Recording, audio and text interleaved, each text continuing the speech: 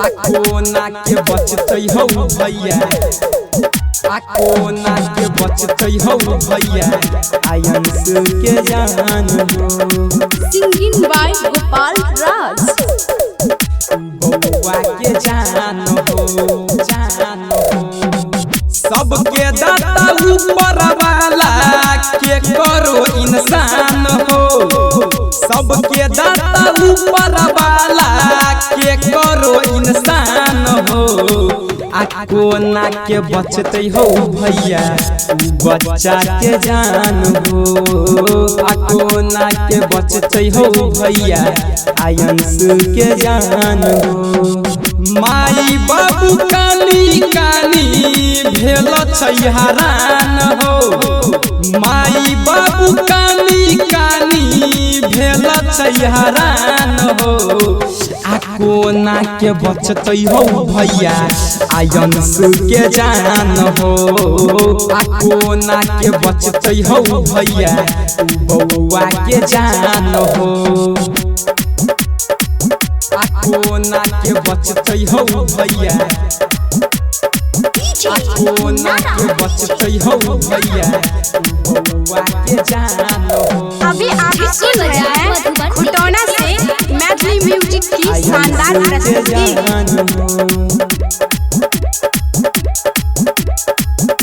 बउआ के जान हो। पैसा पर दुनिया चलई पैसा पर जान हो। कोना के बचतै हो भैया बच्चा के जान हो। कोना के बचतै हो भैया बच्चा के जान हो। पैसा पर दुनिया चलई पैसा पर जान हो।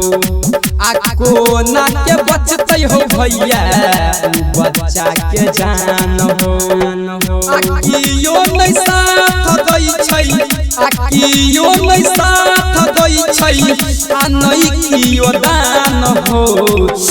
कोना के बचतै हो भैया आयंस के जान हो। कोना के बचतै हो भैया बउआ के जान हो। कोना के बचतै हो भैया कोना के बचतै हो भैया बउआ के जान हो।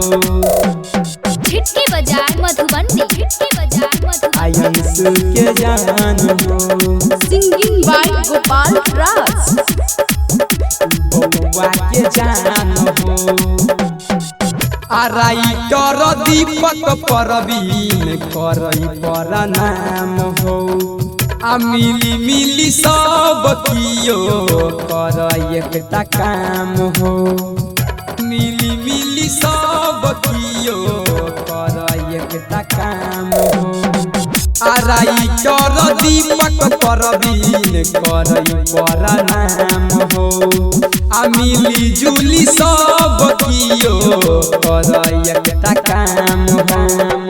चलन हो चर्चा करे चलन हो चर्चा करे बैठ के दलान हो। कोना के बचतै हो भैया आयंस के जान हो। कोना के बचतै हो भैया बउआ के जान हो। Recording by Maithili music Khutauna.